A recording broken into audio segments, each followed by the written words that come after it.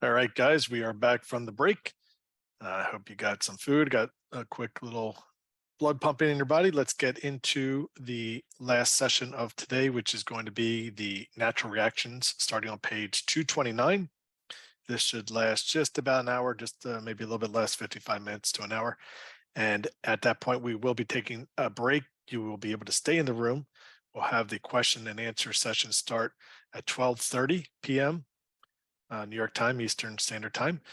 So we'll have about a 20-minute break or so in between the end of the session and the Q&A beginning. You can email questions to bob@minervini.com, and we'll get started with the Q&A with Mark and Mark upon that after taking a break. But let's get started with natural reactions, page 229.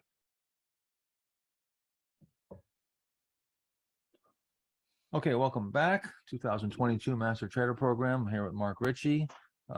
We just completed looking at pivot points and volatility contractions. We're going to move on now to looking at or what you need to look at and dissect and gauge after you buy the stock and it moves through the pivot point. This is really what starts to separate the better investors and traders from the amateurs. Is now, sort of the most mechanical and the first base analysis is uptrend, base breakouts, buy the stock. Now you've got to manage the position and you've got to start assessing. And this is the part that really I think people have a lot of trouble with, holding it for a bigger move. When should I sell it quickly and get out? Or when should I hold it for a bigger move? That's sort of the $64,000 question that I find most people, it's much more difficult because it's not as mechanical.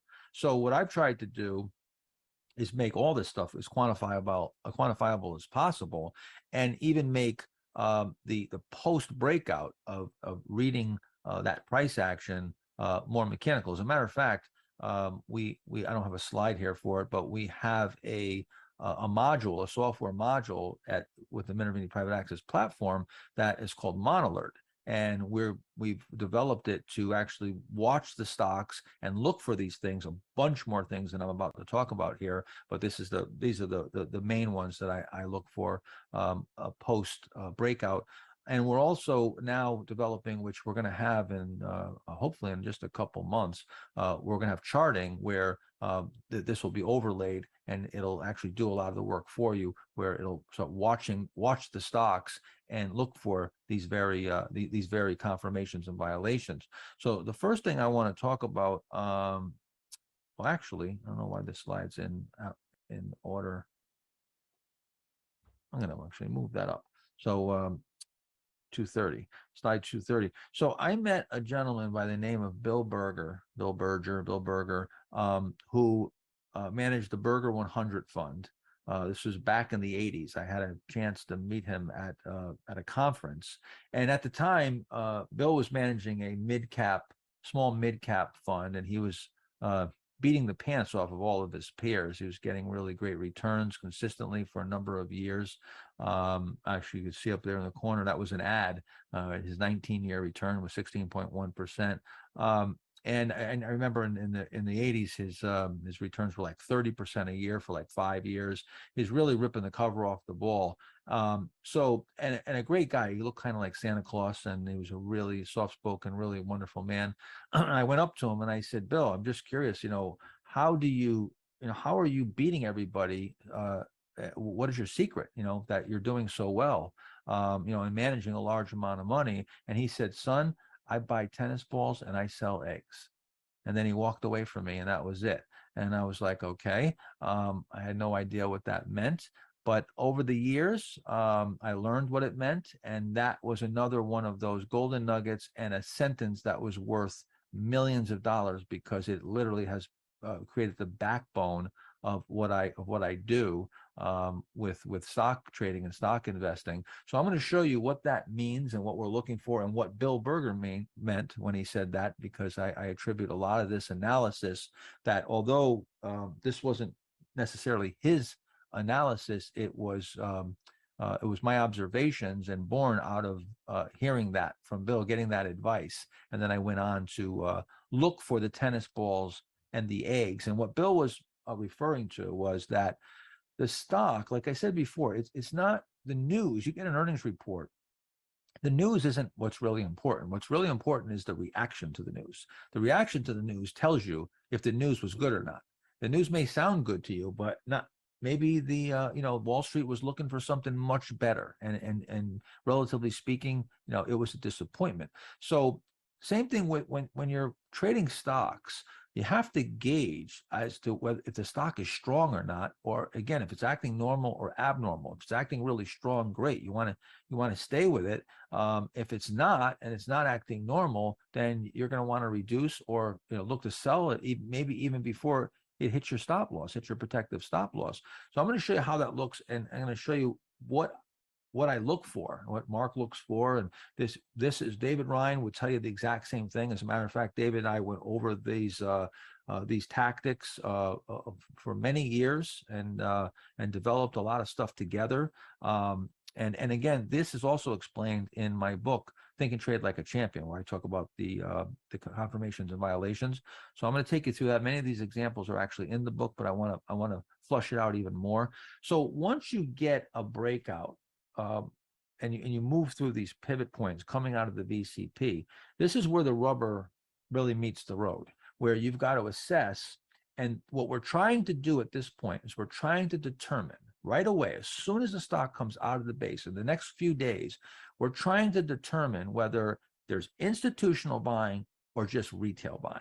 Is it institutional buying that has some legs and has some real big appetite there for the stock, or is it just retail buying that's just popping it and it's going to fall apart? And very often, as a matter of fact, when you get into the later stages of a bull market, a lot of these stocks will, because it becomes obvious. Now the market's been going up and up and up. And everybody's in the market now. They read my book, and now they start buying faulty bases, and they're buying stocks breaking out of bases that they shouldn't be. And the institutions sell right into it. So you get even worse than retail buying. You get retail buying into institutional selling, and that's where you'll get these violations. So if you don't have the violations and you see the confirmations, well, then you should probably try to hold the stock and go for a bigger move on the stock, and it means that the coast is clear. Things are going well. However, if you start seeing the violations, then that's a negative sign where you got to start reducing and start watching very carefully, because you might get a gap the next morning because the stock's not acting right. So let me show you what would be the signs that the stock is acting right, and then we're going to talk about and show you what you do not want to see. If you see these violations, it's a big warning, red flag. So the first thing is that, and this also goes back to Jesse Livermore. Jesse Livermore talked about natural reactions, abnormal price versus normal price. A natural reaction it goes right to the heart of what Bill Berger said, is that when you have a stock, it breaks out, it's going to pull back inevitably. Sometimes it pulls back right away. It goes up for a couple of days, comes right back. About 50% of your stocks will come back and undercut the breakout and undercut your purchase price. You'll be at a little bit of a loss. It's at that point, what happens there? Does the stock come bouncing right back like a tennis ball, or does it just stay down there and splat like an egg? If you dropped an egg on the floor, it doesn't bounce, right? So that's what Bill Berger was talking about. So assessing the post action after a breakout is almost more important than even the breakout itself, because this is where you really, like I said, the rubber meets the road. Now, the first thing you're going to look for is to see, are there multiple days of rally? Like if there's really an appetite for the stock, you're usually going to see 2 out of 3, 3 out of 4 days up right off the hop. You're going to, the up days are going to outweigh the down days, and you might get a couple days in a row. Like for instance, right here, you'll see a couple days up here. This is of course Lululemon. This is where I was buying it, nice and tight right here. 1, 2 days up. Now this doesn't take right off, but it comes back here, drifts back. It comes right back to the top of the breakout, and then look how quickly it's right back into new high ground. And then you get 1, 2, 3, 4, 5 days in a row. That's tennis ball action. That's really nice tennis ball action. Then here you move sideways a little bit. You have just one day where it comes down here, it pulls back a little bit. Within a few days, back into new high ground, and bang, just off to the big gap up, huge tennis ball action.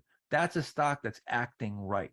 Okay. Now, at some point, no, it starts to get ahead of itself and gets extended. You're at a nice profit. You're gonna start selling into that. But right now, when it first breaks out, when you first start seeing this, and you get that first one or two pullbacks, if you can get that tennis ball action, that's a stock you want to entertain to hold for a bigger move. Mark, again, you've become very good at this. You're not quick. You're not one of those people who just short-term trade and you're scalping. You're a true swing trader that trades for relatively large moves. In this day and age, people, anything over a day or two nowadays seems like it's a big holding period with all these machine guns in everybody's hands with brokerage firm accounts right on your cell phone. So again, do you have any general rules as far as looking for this tennis ball action? Well, and in this case, I remember this very well, actually, Lululemon, that first natural reaction was, even the market, I believe, was weak those 4 or 5 days, and it just pulled the stock back to the breakout, which is, again, that's usually a good sign where the stock is able to hold up. And then the minute the pressure in the market comes off, it's in new high ground. It looks like 2 or 3 days. And then, generally as a rule, this is something Monolart does really well, but where I was always used to do is just counting, how many up days versus, or how many good closes versus bad closes after the breakout. And then watching the volume as well, and we'll get into the MVP criteria, I'm sure.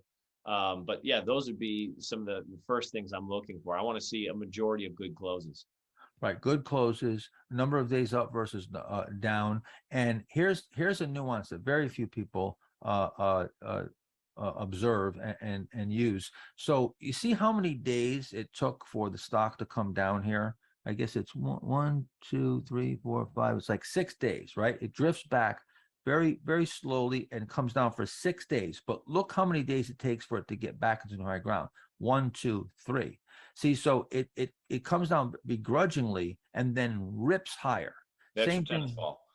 Yes, tennis ball, right? So you want to see less days to recover than it takes to pull back. That's not a hard fast rule. I mean, it might not play out that way, but most of the time that's how it plays out. You'll get a number of days. Even here, you see, you get 1, 2, 3, 4, 5, 6, 7 days. 1, 2, 3, 4 days. Well, it's actually 2 days later. You're in new high ground again. But it's 4 days later, you're way higher and you come ripping on a gap.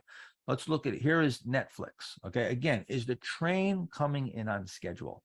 Once you have this reference point, you have this breakout point, you start to know what should happen. If they're supply, just let's use logic here. Okay, we've done our homework. We've got a VCP. The volume's real low. The price is real tight. It's gone through all these iterations. The towel's been wrong a bunch of times. There's supposedly no supply. It's in an uptrend. There's big demand coming off the lows of the base. So there's demand and there's no supply. Well, that stock should be moving. That stock should move, and it should hold up if there truly is demand with no supply. Well, this train's coming right in on schedule. This is Netflix, right? I'm buying it right here. It moves up. Now look, again, 1, 2, 3, 4, 5 days pullback, and just 1 or 2 days later, you are not only at new high ground, but you rip into new high ground. Now, again, you've got maybe a 7 day, 1, 2, 3, 4, 5, 6, 7 day pullback. 3, 4 days later, you're back into new high ground. These are natural reactions. This is tennis ball action where you're coming back into new high ground. I like to go through, or try to go through, the first 2 natural reactions. Like if I get a natural reaction, I get a pullback and it moves right back into new high ground, I want to try to make it through another. I want to give the stock a chance to pull back another time and see if I get another tennis ball action, because a lot of times on the second or third one, it'll rip. The momentum comes in and it really starts to move up even faster. So I'll try to give it that amount of time. Once I get through a couple, and I'll show you this in just a second. Once I get through a couple pullbacks and 2, 3 natural reactions, now you get a decent profit, and profit taking starts coming in. The shorter term profit taking comes in, and now you usually have to have a bigger decline. And I myself don't generally want to sit through that, but if you're playing for a bigger move, you'll have to.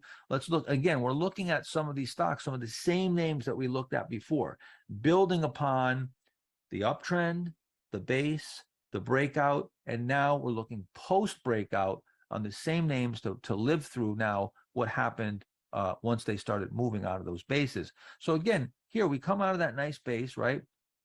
Now, 1, 2, 3, 4, I don't know, 7, 8, 9 days. See, you're right back into new high ground. As a matter of fact, this formed a little VCP. See, there's 2 days of tightening. And if you even look here, look at the volume. The volume came down. Like that same exact characteristic happened on the natural reaction. The exact same characteristic with the volume, the 1-2 punch. It's timeless, doesn't know time frame. It's just the law of supply and demand, those iterations, that towel being wrung out just on a smaller time frame. Again, we come off here a couple days, back into new high ground, tennis ball action. Take a look at a couple more. So now here's your buy point. This was on CENT, like natural reaction. And again, look, this has the little cheat area, forms a little cheat area right here. See the same exact patterns forming, even on the little micro level. But again, natural reaction. Again, you get 2 or 3 natural reactions, you get into new high ground. Now you've got a pretty good gain. I mean, this stock moved from just above $16, $17. It's up around $28 now. You know, you've got a nice gain here. You got almost 100% move in a short period of time. Down here. Now, okay, so now this is the point I was just making before.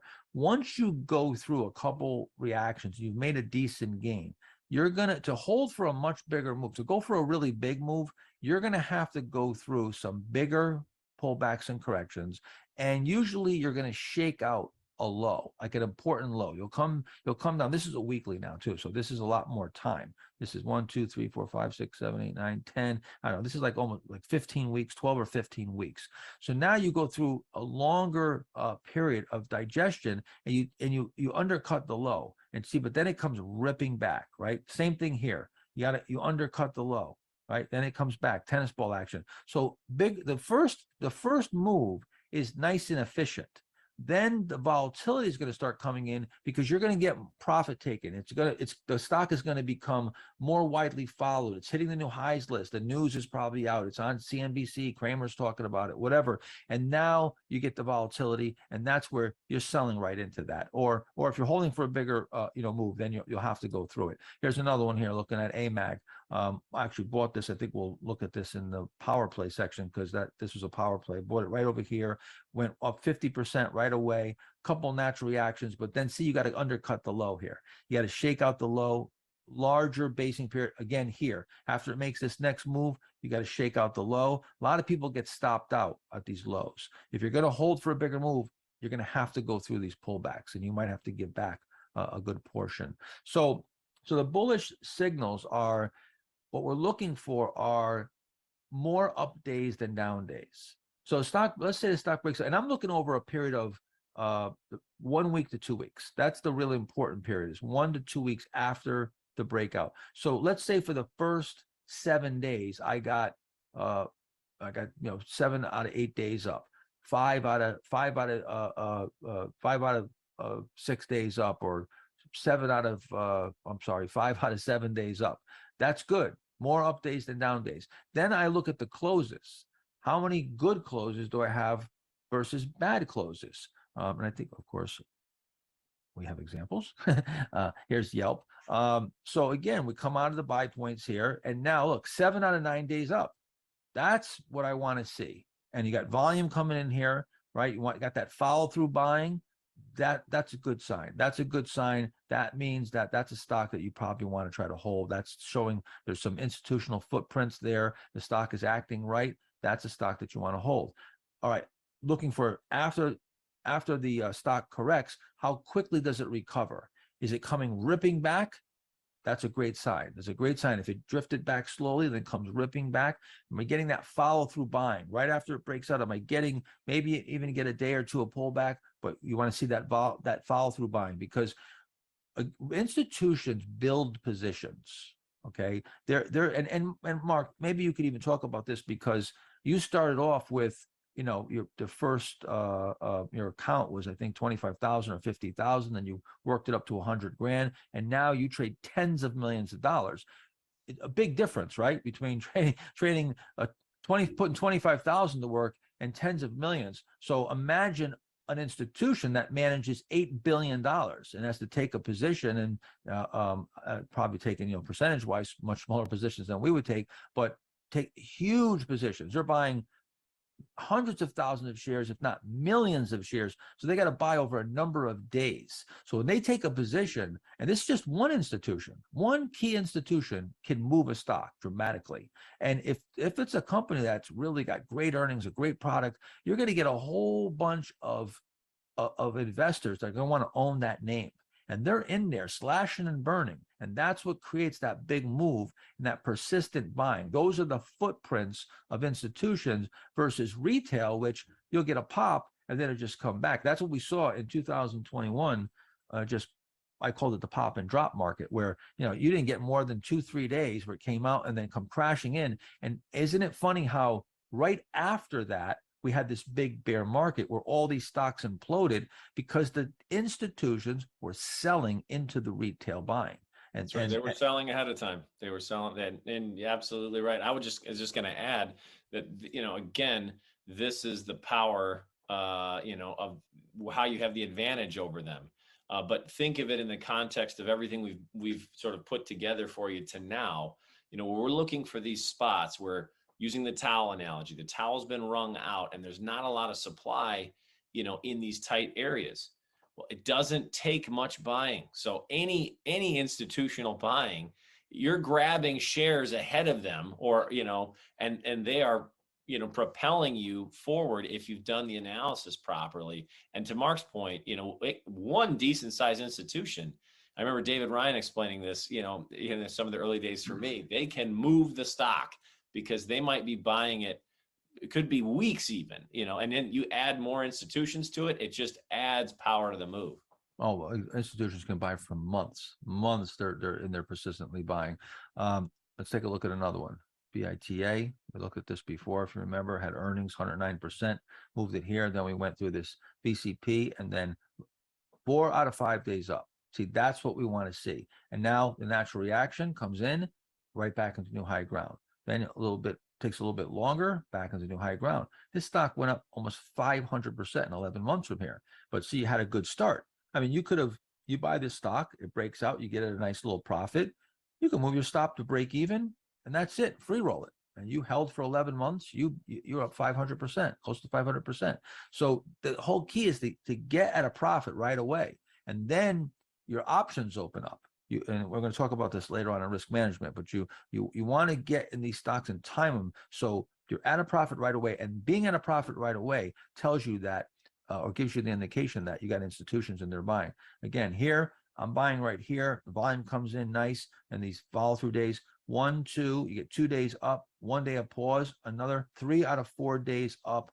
You see the 3 days up, big volume. The 1 day that was tight in the range, volume comes down. The same type of contrast is happening. All right, same exact situation here. You got a 4-day pullback, and then in 1 day you're back in new high ground. Then here you get a sharp 1-day pullback, but again you're back in new high ground. Then you go through another little mini VCP. Perfect, absolutely perfect. Bang, right into new high ground. That was a 6-day natural reaction. This is just marching along here perfectly. Everything's acting normal. That's what you have to get to, the point where you can ascertain what's normal and what's abnormal. Let's look at another one here. GOL, this was an airline.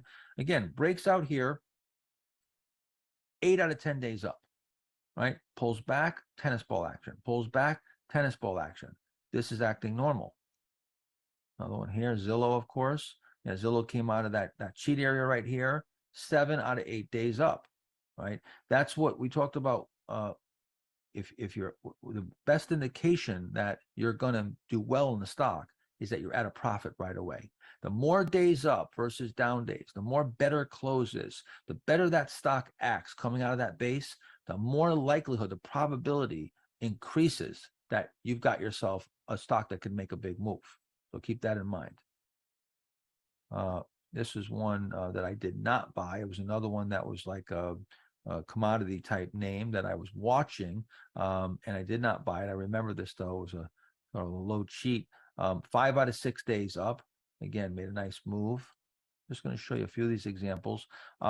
So this was getting into what we've retermed, or David Ryan and I in previous Master Trader program retermed the MVP indicator or MVP analysis.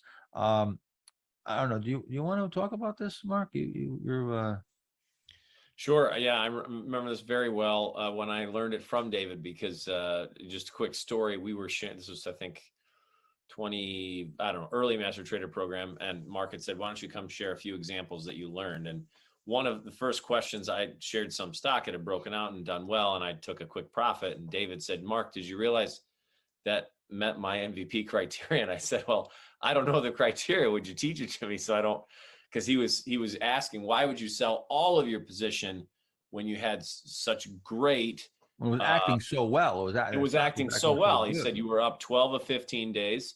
And the stock had moved 20% or more with elevated volume. And so I literally have this on in that rectangle I have in my own handwriting in that year's Master Trader program, basically saying if a stock is up 12 of 15 days on I think at the time he told me 25% or more increase in volume.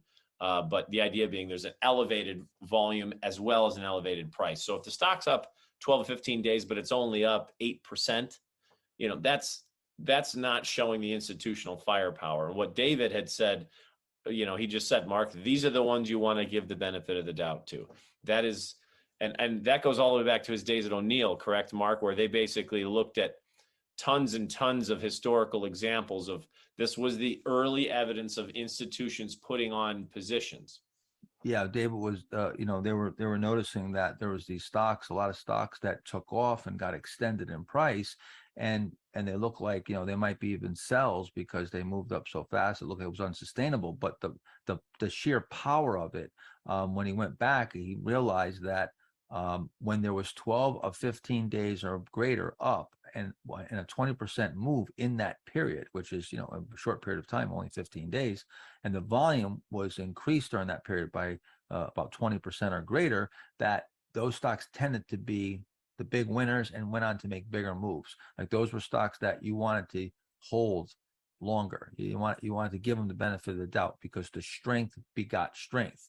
So we retermed this. It was actually, they called it ants when David was with O'Neill. We returned it. David actually returned it. I said, let's come up with a name for this. And he said, let's call it the MVP indicator. I can't remember. He'd have to tell why, the most valuable player or whatever. But anyway, so this Google met this criteria. It met all the criteria that I'm talking about. You had 7 days in a row. So it comes through that low cheat. And it was so strong that it never formed any type of additional pivot. It just moved up 7 days in a row. You just kept getting tennis ball action, very, very shallow pullbacks. And if you count forward here, you can see that it met that 20% in 12 out of 15 days. And of course, Google went on to be Google, and it was a great stock, right? So now this also, you could use the same analysis on weekly charts, just like we said earlier. When we get into looking at the charts, whether it's the price patterns, the 1-2 volume drying up, volume expanding, the contrasted volume, the 1-2 punch, any of this analysis, it could be done on any time frame.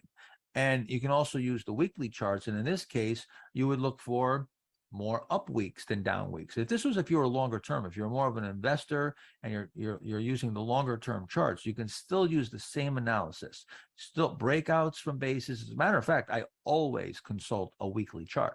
When even when the daily sets up, I want to see the weekly. I want to see a good weekly chart too. So I always look at the weekly and the daily. But it's a great point, Mark. By the way, I feel like for those folks who are attending, maybe that are aren't going to do this full time, or they're just looking for good entry points, like I said, for more of an investment type of account, I would use the exact same process If you told me I could only trade off a weekly, I'd still be looking for the exact same thing and run. And I look at a weekly and a daily every single day. But Yeah. my entry points would be the same. Absolutely. I mean, here's the weekly on Netflix, and a couple things that stick out here. First of all, you can see that it's up 6 out of 7 weeks. So just like the daily, that's a great sign. If you look at the closes, you got 1, 2, 3. You got like 3 good closes, maybe 1 bad close and 1 medium close. So the closes are better on balance. But then you drift back here. So you drift back over, I don't know, 1, 2, 3, 4, 5, 6, 7, 8, maybe 10 weeks. You drift back, you come right back to the breakout, which will happen. Look at the tennis ball action in 1 week and look at the volume. Look at the contrast in volume and the contrast in price. This is the largest week up since it broke out, and it just comes ripping back and then just off to the races there. That's what told you that, this stock had that again, Bill Berger, tennis ball. You have a tennis ball or an egg. This is a tennis ball. It came bouncing back. So question is, what do all the previous examples that I just showed, what do they all have in common? The first thing is that every one of them were immediately profitable. And this is what it doesn't mean you sell a stock if it's not immediately profitable, but it is a red flag. If it doesn't break out and within a day or so it's not profitable, well, you have to start thinking about maybe are entertaining the idea that maybe I'm early here. Maybe it's premature. Maybe I made a mistake in timing. So then you look for follow through buying. Okay, it doesn't immediately move, but it should within a number of days. Certainly within a couple weeks. The first week or two is sort of that window where the rubber meets the road, and I'm really watching carefully. So I want to see if it's not profitable immediately. I want to see some follow through buying. Day 3, 4, 5 down the road. So then as we get down the road and we go a week or two, I'm going to start counting how many up days versus down days and up weeks versus down weeks. And I want to see more up weeks than down weeks, more up days than down days, because obviously you're not going to even have weeks in the first week. It's only going to be 1 week. So you're going to count the days first. Also, as Mark said, the closes. How many good closes versus bad closes? Is there tennis ball action? When stock pulled back, did it recover and get back into new high ground? Are there good volume characteristics? Are we getting high volume on the rallies and low volume on the pullbacks where you're seeing that contrast? And also, how quickly are we having begrudging pullbacks and explosive rallies, or is it just the opposite? Are we having you're having rallies that are begrudgingly, and then the stocks was crashing down? That's the opposite of what you want to see.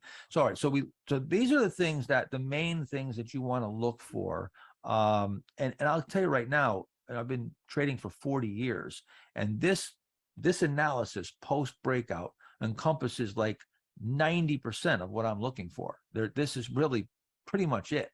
It's very straightforward and basic, but super powerful. And I can assure you that very few people are doing this and looking at stock breakouts with this type of analysis or this type of gauging. This is simply just gauging.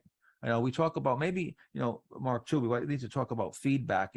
We're constantly gathering feedback. We form the basis of buying the stocks based on the stock setting up. But once these stocks emerge and we buy these stocks, we're wrong just as often as we're right. We take losses just as much as we take profits. The difference is we manage the losses in relation to the gains, so the losses are much smaller. We create that asymmetric leverage. But we have to have some way to ascertain whether things are acting normal or they're acting abnormal. And this is the way I do it. And again, excuse me, it seems like it's basic, but it's extremely powerful, and very few people are good at doing this. This is and I would just add, the longer you do it, and this is we talk about this a lot, right? There's the science side and the art side, and the more you properly apply sort of the non-negotiable criteria, the scientific, elements, the things that can be quantified, the better you'll become as an actual practitioner or an artist, if you will. And just an example that I was thinking of, though, this was probably 3 or 4 months ago. We were playing a few stocks off the lows, maybe midsummer, I can't remember. And one of the names really looked good, blasted off. And then it had a really bad close a day or two later. And we were in a Q&A session, and I think we both, but I remember saying, like, this stock is not acting right.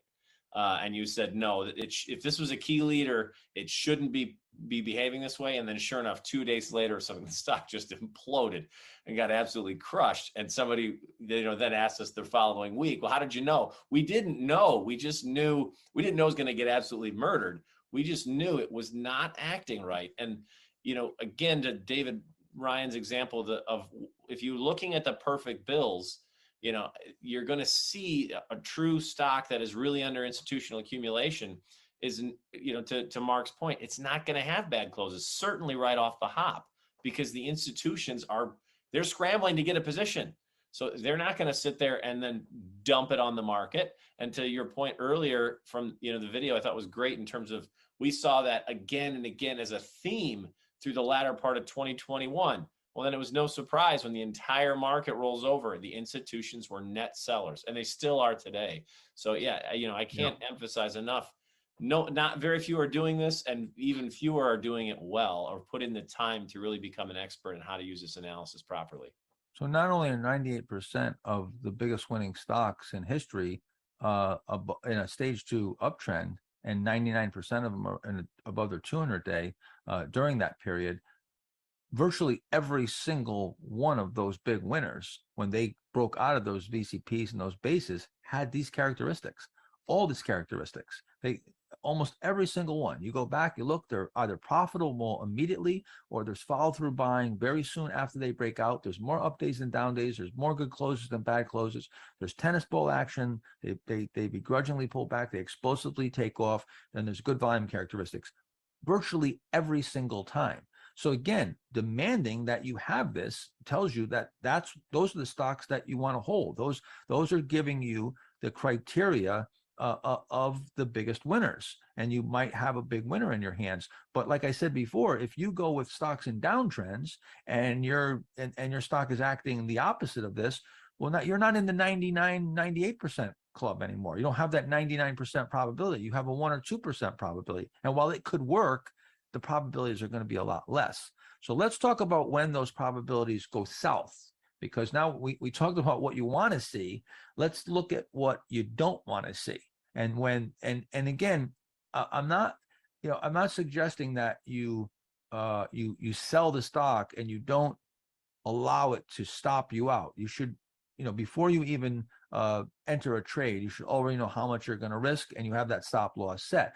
However, if I get a lot of violations starting to pile up, I sometimes will sell the stock even before it hits the stop, and very often I'll at least cut it back. If I got a lot of violations, the stock's really acting poorly, I'll almost always cut the position in half, and I'll take some off, and then if it stops me out, I have a smaller loss because there's some writing on the walls. Now, sometimes the stock is at a decent gain. It runs up real fast a day or two, and then it starts to act poorly, and I'm still at a profit.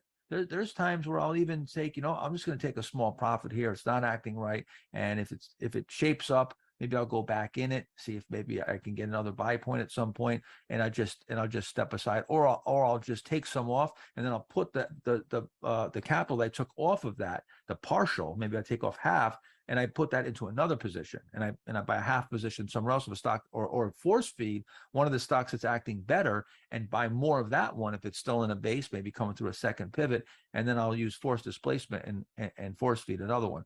So again, I know that's a lot, but let's take a look at the bear signals now. So low volume out, high volume in is one where, and I'm going to show you a few examples here. That's when the stock breaks out, and either there's low volume where you don't get much volume, or when the stock comes back in the base, okay, it comes back in, it undercuts the breakout, comes back into the base, you're probably at a loss. The volume is higher than the volume that it came out on. So even though it came out on high volume, the volume coming back in is even higher. That's not a good sign. That's not what you want to see when a stock breaks out. Also, I look for how many consecutive lower lows are made. And the reason why is that when you pull, when a stock is under accumulation from institutions, What they normally do, if the stock starts moving, they'll back away from it because now they're starting to defeat, the purpose of getting the stock at the price that they want. They start buying it at 100 and now it runs up to 105, 110. They don't want to chase it up. So they back off. And now as the stock pulls back, they'll go in there and they'll start adding to the position and they support it on the pullbacks. So you want to watch if you have supportive action because institutions will generally buy on 2 to 4 days down. As it comes back for a couple of days, that's where they'll step back up to the plate. And at that third or fourth day, you want to start watching if you get support. Lower lows, you get 3 lower lows, you start watching 4 lower lows. At that point, you want to see support. Now, let's say you get 5 lower lows, and then 6 lower lows, and 7 lower lows. Now that's acting abnormal. Every lower low after 4 lower lows, in my experience, and all the stocks, the thousands of stocks that we've studied, the probability lowers. And if those lower lows now there's closes below the 20-day or the 50-day moving average right after a breakout, not anytime, I'm talking about just right after a breakout coming out of a VCP.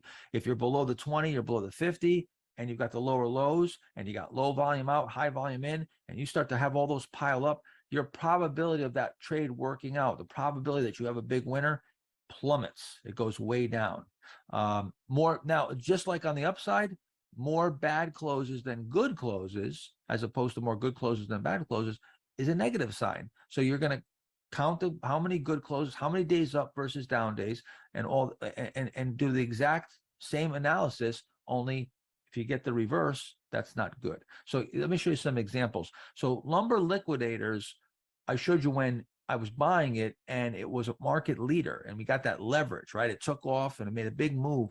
But then later on, in December of 2013, this stock came out of a faulty base that wasn't the greatest VCP. And it tried to come out of that base and then very quickly came right back in. Look how big the volume is coming back in. First of all, the volume coming out there was hardly any volume to begin with. So it wasn't a very successful breakout. But then this big, giant amount of volume brings the stock back in. And then, of course, it comes in, it has a huge sell-off, and it gets below the 20 and the 50-day. If you already stopped out, certainly that should have got you out.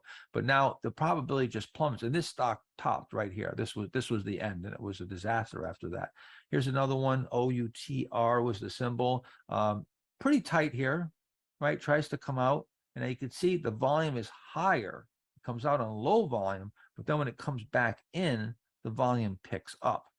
That's a negative sign. Now these will also sort of pile up. A lot of times you'll get multiple readings or multiple signals at the same time, where now, okay, it comes down on higher volume and it might be your third lower low and close below the 20-day. Now you've got 3 violations. So the rule of thumb is that, one violation may not be where, you hit the bid and you run out, but as the violations start piling up, the probability is getting less and less, and you might want to start reducing or get ready to sell that stock and be prepared that it may hit your stop. So again, here you go, 1, 2, 3 lower lows, right?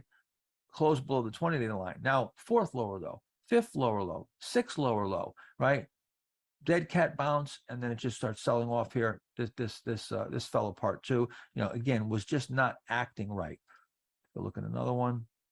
So here you got a full retracement. That's another thing you can look for. If you get a decent little gain, the stock runs up 10, 12, 15%, and then one day it retraces everything. It comes all the way back down, and you start seeing violations, especially if there's high volume back in. Very negative sign. You got it. That's a red flag. You start closing below the 20 and the 50. You start getting lower lows. As those pile up, you see at this point right here, you've now got 4 or 5 violations. And it hasn't really come off much yet, and then it starts to implode here. So that's why these are warning signs. Again, coming out right here, OLED. I actually bought this coming out of this little base here, and then you've got 4 lower lows, full retracement of the gain, high volume back in versus lower volume out, and you're below the 20 and the 50-day. So you've got 5 violations right here, right?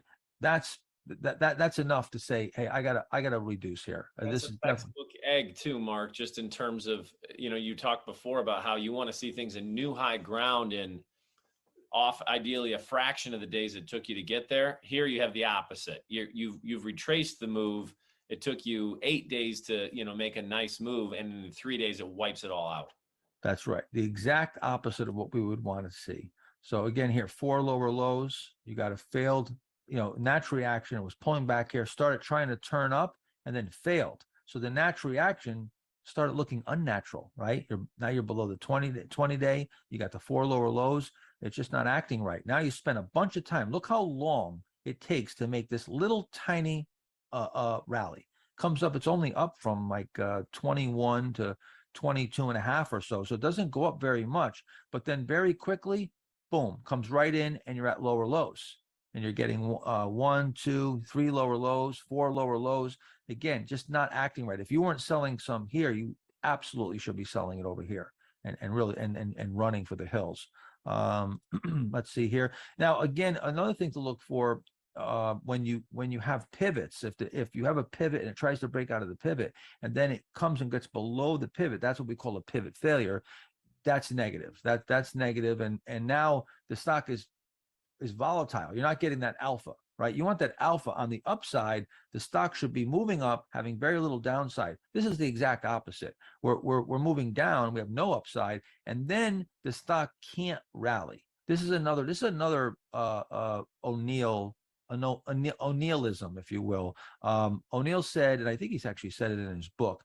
The worst thing a stock can do is break and not be able to rally. The best thing a stock can do is break out. This is what I said, is the opposite. The corollary to that is the stock breaks out and doesn't pull back much. Or if it pulls back very quickly, it's back to the new high ground. So just on the upside, the same thing works on the downside. If the stock breaks and it can't rally very much, that's negative. This is what we call a ledge. And this is actually a shorting setup that we use, where once the stock breaks, and it has a base failure or a pivot failure, if it can't rally and it just goes straight sideways, that's a stock that you want to look to short. We actually put this on our short alert list right here as it went through the 200-day.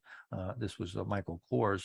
Another one here where, again, you see you come out here, you get a couple reversals on high volume, and now close below the 20. The volume's increasing, 3 lower lows. See, this is not what you want to see. This is the exact opposite. If you look from the breakout here down to here, we have the 3 lower lows. That is the exact opposite of what you would want to see. If you turn this upside down, you'd say, oh, well, that stock's acting great. It's the exact opposite, right? So, and then you form the ledge, and then the pain comes here even more. And look at the volume. The volume's coming in. There's big volume on the downside. Just everything is exactly the opposite of what you're looking for. So see, when you know what to look for, when you know what should happen, everything else is a problem. And then if you start seeing things like this, these are really negative things. These are a real problem because now these are red flags. So because you have that reference point from this point right here, where you go through the volatility contraction, the supply stops coming to market, you get the 1-2 punch, stock breaks out. That stock, if it's under accumulation, if institutions are in there backing up the truck, it should hold. You should get confirmations. If you're getting violations, it means one of two things. Either something's wrong with the stock or the market. It might be the company's in great shape, but the market is correcting and there's so much weight from the market that the stock can't hold up. They're selling everything. They're throwing out the baby with the bathwater. Again, here's another one, 5 below. I remember this one really well. It came ripping out here on a gap on earnings. And I was watching it the whole time while I was basing here, waiting to see if it could tighten up and get my VCP. And it did. It just came out on earnings. Then it tightened up here.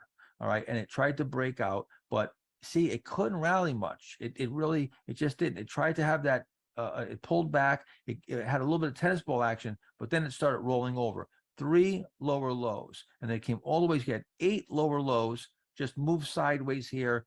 Can't rally. That's exactly the opposite. It just turned this upside down, right? If you turn this upside down, that would look phenomenal, right? It means it would run up and then it would move, drift back for a bunch of days. And in one day, it would erase it all on the upside, but it's on the downside. It's the exact opposite. All right. This is going back to what Mark was saying, how I always say, look to the left.